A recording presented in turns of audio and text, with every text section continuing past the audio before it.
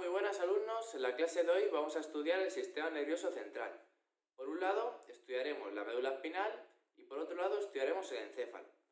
La médula espinal es la parte del sistema nervioso central que se encuentra dentro del conducto vertebral y el encéfalo es la parte del sistema nervioso central que se encuentra dentro del cráneo. El encéfalo lo podemos dividir en 4 partes y de esta manera vamos a tener el tronco encefálico, el cerebelo, el diencéfalo y los hemisferios cerebrales. A continuación vamos a describir los hemisferios cerebrales. Tenemos un hemisferio cerebral izquierdo y otro derecho, que están separados por la fisura longitudinal o interhemisférica. El interior de los hemisferios cerebrales están formados por sustancia blanca, que son fibras que contienen los axones de las neuronas, mientras que la superficie externa contiene los cuerpos neuronales y se conoce como corteza. La corteza tiene una gran extensión y presenta diferentes giros y circunvoluciones, lo que hace que el tamaño de la corteza cerebral aumente considerablemente. En los hemisferios cerebrales podemos identificar diferentes lóbulos que se van a nombrar con el nombre de cada hueso que los está protegiendo. De esta forma tenemos el lóbulo frontal, el lóbulo parietal, el lóbulo temporal y el lóbulo occipital. Los lóbulos van a estar separados entre sí mediante diferentes fisuras. Tenemos la fisura central o de Rolando, la cual nos va a separar al lóbulo frontal del lóbulo parietal. Por otro lado, tenemos a la fisura lateral o de Silvio, que nos va a dividir al lóbulo frontal y parietal del lóbulo temporal. Cabe mencionar un lóbulo más, que es el lóbulo de la ínsula, el cual se encuentra dentro de la fisura lateral. Además, también otra fisura importante que tenemos que conocer es la fisura parieto-occipital, la cual nos va a dividir al lóbulo parietal del lóbulo occipital. Esta fisura principalmente la podemos observar desde una vista interna. ¿Vale? En el interior la podemos observar. Dentro del lóbulo frontal podemos identificar la corteza motora primaria, la cual se encuentra anterior al surco central. Anterior a la corteza motora primaria nos encontramos con la corteza motora secundaria. Ventral a estas dos últimas nos encontramos con las diferentes áreas de la corteza prefrontal. En la región más anterior, lateral e inferior del lóbulo frontal nos encontramos con la corteza motora del lenguaje. En el lóbulo parietal, posterior al surco central, nos encontramos con la corteza somatosensitiva primaria, la cual contiene las áreas 1, 2 y 3 de Brodmann. Dorsal a esta corteza nos encontramos con la corteza de asociación somatosensitiva, la cual contiene a las áreas 5 y 7. En el lóbulo temporal nos encontramos con la corteza auditiva primaria e inferior a esta, bordeándola, la corteza auditiva secundaria o de asociación. En el lóbulo occipital podemos encontrar la corteza visual primaria y superior a esta y bordeándola, la corteza de asociación visual. En esta visión sagital vamos a centrarnos en describir las diferentes partes del tronco encefálico, el diencéfalo y el cuerpo calloso.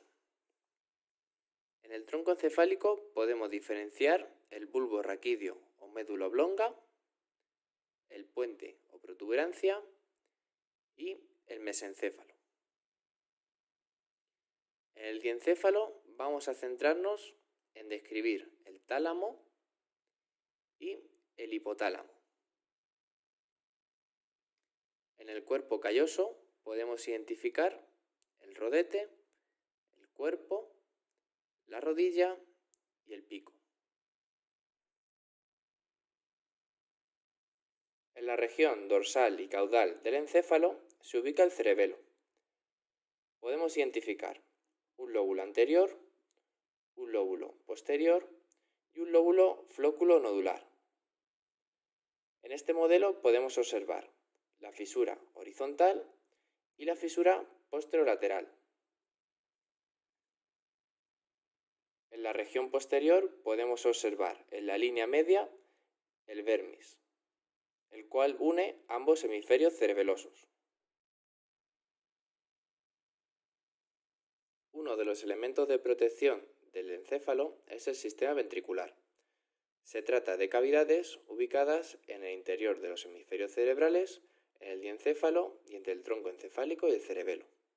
De esta manera tenemos los ventrículos laterales en el interior de los hemisferios cerebrales, el tercer ventrículo ubicado en el diencéfalo y el cuarto ventrículo ubicado entre el tronco encefálico y el cerebelo.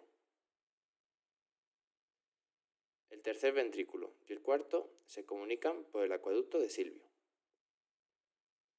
Además, en cada ventrículo existen diferentes plexos corideos donde se produce el líquido cefalorraquídeo.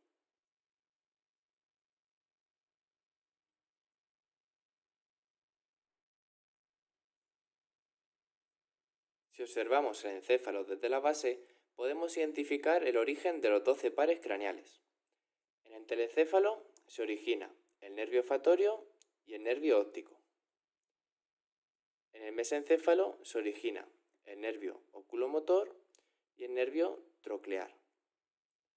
En la protuberancia o puente se origina el nervio trigémino, el nervio adducens, el nervio facial y el nervio vestibulo-coclear.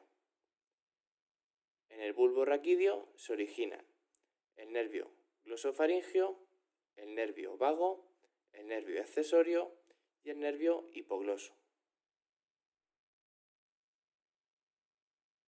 Desde esta vista de la base es interesante también conocer la localización de las arterias que forman parte del polígono de Willis. Las arterias vertebrales discurren en los laterales del bulbo raquídeo y anastomosan en la protuberancia, formando la arteria basilar. Cuando la arteria basilar llega a la región superior del mesencéfalo, nuevamente vuelve a dividirse en arteria cerebral posterior y en arteria cerebral posterior comunicante. Estas últimas van a anastomosar con la arteria carótida interna y con las arterias cerebrales media y anterior. De esta manera van a formar un circuito en la base del encéfalo en forma de hectágono y van a servir para irrigar todo el encéfalo. La médula espinal es la porción del sistema nervioso central que se ubica en el interior del conducto vertebral. Al contrario que el encéfalo, el interior de la médula espinal está formado por sustancia gris, la cual corresponde a los cuerpos neuronales, mientras que la periferia se encuentra la sustancia blanca, la cual corresponde a los axones de las neuronas.